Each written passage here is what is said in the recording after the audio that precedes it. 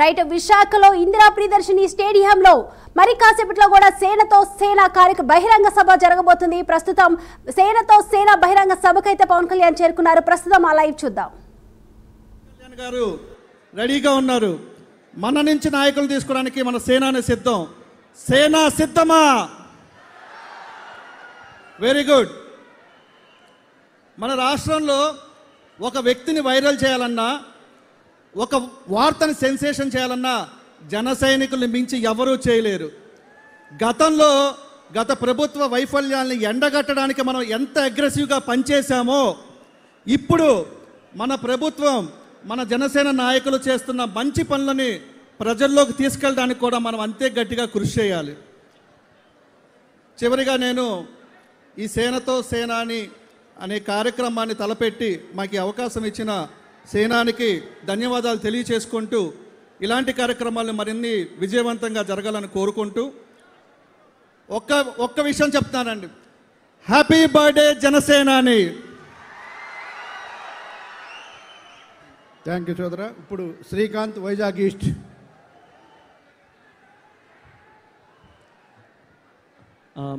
అందరికీ నమస్కారం అండి. వేదిక మీద ఉన్నటువంటి మా అధ్యక్షుల వారు పవన్ కళ్యాణ్ గారికి, మిగతా పెద్దలందరికీ కూడా నమస్కారం. యాక్చువల్గా ఈ మీటింగ్ ఇది జనసేన మీటింగ్. ఎలాంటి సేన అంటే అసాధ్యాలను కూడా సుసాధ్యం చేసేటటువంటి సేన. ఏ అసాధ్యాలను సుసాధ్యం చేసింది ఈ సేన అంటే, మీరు కొన్ని సంవత్సరాల క్రితం ఎవరి దగ్గరికైనా వెళ్తే మీ పార్టీ ఎక్కడుంది రాయలసీమలో అని అడిగేవాళ్ళు. ఈరోజు రాయలసీమలో అత్యధికమైనటువంటి మెజారిటీ వచ్చిన కాన్స్టిట్యుయెన్సీ ఏదయ్యా అంటే పులివెందులు కాదు, తిరుపతి జనసేన పార్టీ సాధించింది అది. అదే మాదిరిగా ఈరోజు మనం సౌత్ నియోజకవర్గంలో ఉన్నాం, విశాఖపట్నంలో. ఈ రాష్ట్రంలోనే అత్యధిక ఓట్ షేర్ శాతం సంపాదించినటువంటి నియోజకవర్గం ఏదైనా ఉందంటే అది మన విశాఖ సౌత్ నియోజకవర్గం. ఇటువంటి అసాధ్యాలను సుసాధ్యం చేసినటువంటి సేన జనసేన. అయితే ఈ విజయాలు మాత్రమే అందరికీ కనబడుతూ ఉంటాయి, కానీ ఈ విజయాల వెనక ఉన్నటువంటి ఓటములు, ఆ వెనక ఉన్నటువంటి అవమానాలు చాలామందికి గుర్తుండవు. నేను ఒకటే చెప్తాను, ఈరోజు వారాహి విజయ యాత్ర వెనకాతలో ఒక పోరాట యాత్ర ఉంది. ఏం చేసినా కూడా కళ్యాణ్ గారు చేసినటువంటి త్యాగాలు, కష్టం దాంట్లోంచే బయటకు వచ్చింది ఈ జనసేన అనేది. ఇది నీళ్లు పోస్తే పెరిగిన చెట్టు కాదు, ప్రత్యర్థుల దాడుల నిప్పుల్లోంచి పుట్టినటువంటి మహావృక్షం జనసేన. అటువంటి జనసేన పార్టీ, నిస్వార్థమైన నాయకుడు, ఒక పొలిటికల్ విల్ ఉండి, ఒక మనిషికి ఒక స్ట్రాంగ్ విల్ ఉంటే అధికారంతోనే అన్నీ కాదు, అధికారం లేకపోయినా కూడా నేను ప్రజల కోసం నేను సేవ చేయగలను అనుకున్నటువంటి నాయకుడు పవన్ కళ్యాణ్ గారు. నేను చివరిగా ఒకే ఒక్కటి ఆయనకి ఇష్టమైనటువంటి గుంటూరు శేషేంద్ర శర్మ గారు మాటలతో నేను ముగిస్తాను. అది పవన్ కళ్యాణ్ గారు మా పార్టీ పెట్టిన రోజు చెప్పిన మాటలు. ఇల్లేమో దూరం, దారంతా గతుకులు, చేతిలో దీపం లేదు, కానీ గుండెల నిండా ధైర్యం ఉంది అని పవన్ కళ్యాణ్ గారు ఆ రోజు చెప్పారు. నేను దీన్నే ఈరోజు చెప్తున్నాను, కొంచెం మార్చి చెప్తున్నాను. ఇది రాసుకోండి, ఇది అక్షర సత్యం అవుతుంది. సగం దూరం ఆల్రెడీ వచ్చాం, దారిలో ఉన్న గతుకులన్నీ పూడ్చాం, మన గుండెల్లో ఉన్న ధైర్యాన్నే కాగడాగా చేసుకొని ఆ వెలుగులో ప్రయాణం చేసి ఆ శిఖరాగ్రానికి మనం చేరుకోలేమా? చేరుకుంటామా లేదా? అదే స్పిరిట్, అదే శక్తి, ఆ మోటివేషన్ కోసమే ఈరోజు సేనతో సేనాని.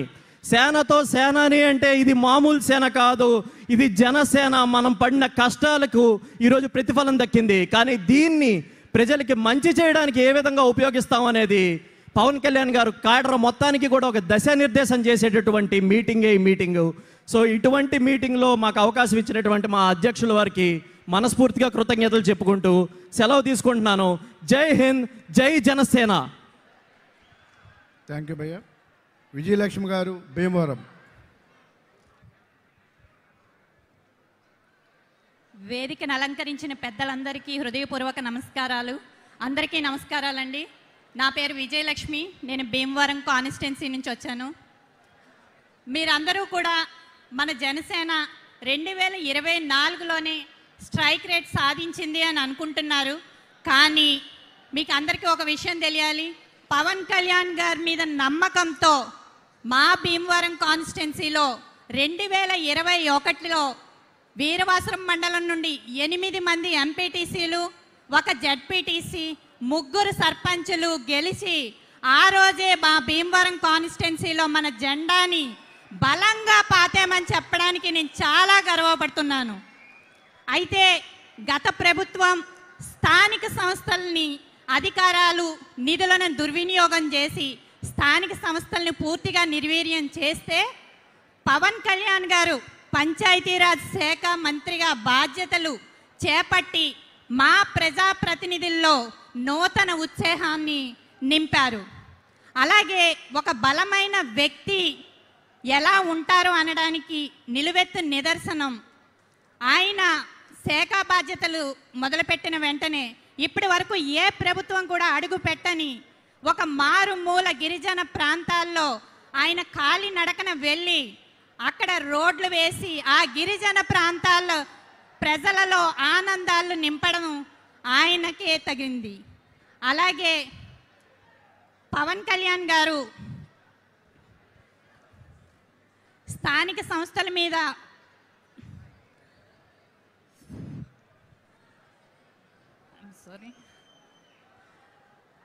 అలాగే కళ్యాణ్ గారు ఈ బాధ్యత స్వీకరించిన వెంటనే పంచాయతీలకి ఆగస్టు 15కి జెండా వందనానికి నిధులు కేటాయించడంతో పాటుగా ఒకే రోజు రికార్డు స్థాయిలో 13,326 గ్రామాల్లో గ్రామ సభలు నిర్వహించి ప్రజలకు కావాల్సిన రోడ్లు, అలాగే రైతులకు కావాల్సిన పంట కాలువలు, మురికి బోధులు, అలాగే గోకులం షెడ్లు ఇవ్వడం ద్వారా మేము మా గ్రామాల్లో ప్రజల మధ్య కొంచెం గౌరవంగా తిరగగలుగుతూ ఉన్నాం. అయితే మన జనసేనాని ఒక మాట చెప్పారు, గ్రామ స్థాయి నుండి బలమైన నాయకుల్ని నేను తీసుకొస్తాను అని. మీ మీద నమ్మకంతో మీ ఆశయాలే లక్ష్యంగా మీతో చదువుకున్న యువత, వీర మహిళలు ఎంతో నడుస్తూ ఉన్నారు సార్. మీరు చెప్పిన మాట తొలి అడుగుగా రేపు రాబోయే స్థానిక సంస్థల్లో అటువంటి వారికి ఒక అవకాశం ఇస్తే గ్రామాలని ఆదర్శ గ్రామాలుగా, బంగారు పల్లెలుగా చేసి మీకే కానుకగా సమర్పిస్తూ మీరొక వ్యక్తి కాదు ఒక శక్తి అని నిరూపించడంలో మీ వెంటే నడుస్తామని చెప్పి నేను తెలియజేస్తూ నాకు ఈ అవకాశం ఇచ్చిన ప్రతి ఒక్కరికి ధన్యవాదాలు తెలియజేస్తున్నానండి. థ్యాంక్ యూ అమ్మా. శివ, తెలంగాణ.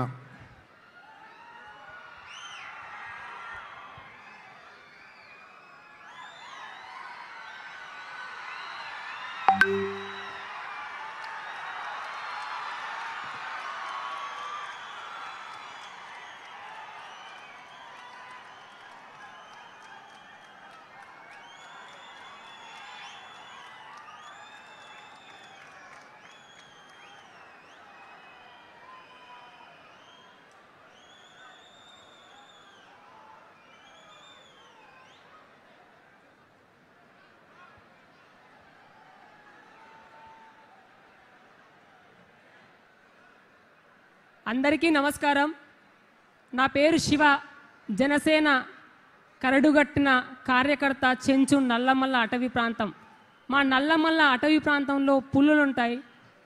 ఆ పులి బిడ్డలు లాంటి మా చెంచుల్లోకెళ్ళి నేను ఈరోజు మారుమూల అటవీ ప్రాంతం నుంచి ఇక్కడి దాకా వచ్చి ఈ స్టేజ్ దాకా వచ్చి మాట్లాడుతున్నానంటే దానికి నా గుండెల నిండా ధైర్యం నింపింది ఎవరంటే మన జనసేన పార్టీ అధినేత, మా చెంచుల ఆరాధ్య దేవాల్లో ఒకరైన అంటే మేము మల్లన్నను, మా లక్ష్మీ నరసింహస్వామిని, బౌరమ్మ దేవతను పూజించుకుంటాం.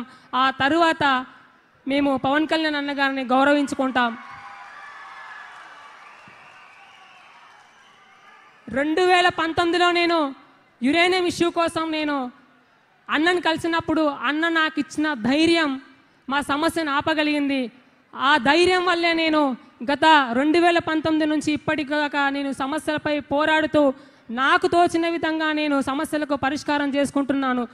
ఆ పరిష్కార మార్గాన్ని వెతికే దానికి ముఖ్యమైన కారణం మన పవన్ కళ్యాణ్ అన్న. అన్నే కనుక నాకు ఆ ధైర్యాన్ని, అండని ఇవ్వకపోతే నేను ఈరోజు ఈ స్థాయి దాకా వచ్చి మీ అందరి ముందు మాట్లాడేవాడిని కాదు.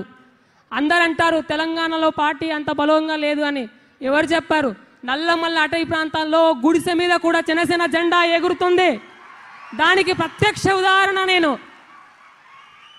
రాబోయే ఎన్నికల్లో కూడా తెలంగాణ పార్టీని తెలంగాణ నుంచి భవిష్యత్తు కాలంలో కూడా మాలాంటి వ్యక్తులు, మేము కాకుండా మాలాంటి వ్యక్తులు తెలంగాణ శాసనసభల్లో మన జనసేన పార్టీ తరపున జనాల తరపున సమస్యల్ని లేవదీసి ప్రభుత్వం తరపున ప్రతి జనానికి అండగా ఉంటారనడానికి ఈరోజు పవన్ కళ్యాణ్ గారు నాకు ఇచ్చిన అర్హత ఏంటంటే అడవి నుంచి ఇక్కడి దాకా వచ్చి మాట్లాడేంత ధైర్యం. నేను ఒక అనామికుడిని. 2019 ముందు నన్ను ఎవరిని కలిసినా చిన్న పిల్లోడు ఆడేవాడు ఆడే మాట్లాడే వ్యక్తులు ఈరోజు పోతే పలానా పార్టీ పలానా జనసేన పార్టీ కార్యకర్త అని నన్ను గుర్తిస్తారు. గతంలో మీరెవరు అని మాట్లాడిన వ్యక్తులు కూడా ఈరోజు ఏదైనా సభల్లో ఉంటే పార్టీల పరంగా కాకుండా ఏదైనా ఉత్సవ సందర్భంగా ఎవరైనా ఎమ్మెల్యేలు మంత్రులు వస్తే మా ప్రాంతానికి ప్రత్యేకంగా జనసేన పార్టీ కార్యకర్తలకు కూడా మేము శుభాకాంక్షలు తెలియజేస్తున్నాం అనే విధంగా తెలంగాణలో మేము నల్లమల్ల ప్రాంతంలో ఏకంగా మేము పార్టీని అంత బలోపేతం చేసుకుంటున్నాం రోజు రోజుకి. ఇప్పటికీ మా చెంచు యువత అన్నని ఆదర్శంగా తీసుకుంటూ అన్నతో మాకు ఫోటో దిగాలని ఉండదు, అన్నతో మేము కలిసి షేకండ్ ఇవ్వాలని ఉండదు, అన్న ఆశయాలను ముందుకు తీసుకెళ్ళి ఈరోజు ఇలా నేను ఏ విధంగా వచ్చానో ఆ విధంగా ఆయన పిలిపించుకునే రోజు కోసం వెయిట్ చేస్తాం. అప్పటిదాకా మేము పార్టీ కోసం కష్టపడతాం, జనాల తరపున నిలబడతాం, సమస్యలపై మాట్లాడతామని చెప్పి మాకంత ధైర్యాన్ని నింపిన మా పవన్ కళ్యాణ్ అన్నకి మేము పాదాభివందనం తెలియజేసుకుంటున్నాం. పవన్ కళ్యాణ్ అన్న మాకు ఇచ్చిన శక్తి ఎట్లాంటిదంటే మా కులదేవుడైనటువంటి శ్రీశైలం మల్లన్న దగ్గరికి గౌరమ్మ దగ్గరికి వెళ్తే ఏ విధమైన శక్తి నింపుతుందో అంతకన్నా మించిన శక్తిని మాకు అన్న నింపాడు. ఇప్పుడే కాదు భవిష్యత్తులో మేము ఇంకా తెలంగాణ నల్లమల్ల ప్రాంతం నుంచి తిరిగి తెలంగాణ మొత్తం కూడా పార్టీ కోసం మా వంతు మేము కష్టపడతామని తెలియజేసుకుంటూ మాకు ఈ అవకాశం కల్పించిన పవన్ అన్నకి పాదాభివందనాలు తెలుసుకుంటూ మరొక్కసారి ప్రతి ఒక్కరు పార్టీ కోసం మన నాయకుడు పవన్ కళ్యాణ్ అన్న కోసం కష్టపడండి. గుర్తింపుకు వాటంతటా అదే వస్తుంది. జై జనసేన, జై హింద్.